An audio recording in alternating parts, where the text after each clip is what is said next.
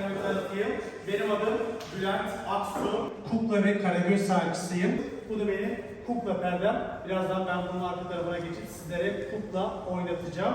Bu bir tiyatro ve artık burası bizim için bir tiyatro salonu oldu. Bazen kuklalar size soru sorabilir. Bazen kuklalar sizden yardım isteyebilir.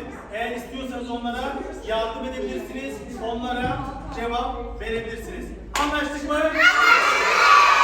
Hazır mıyız? Hepinize şimdiden iyi seyirler. Hadi bakalım oyunumuz başlıyor.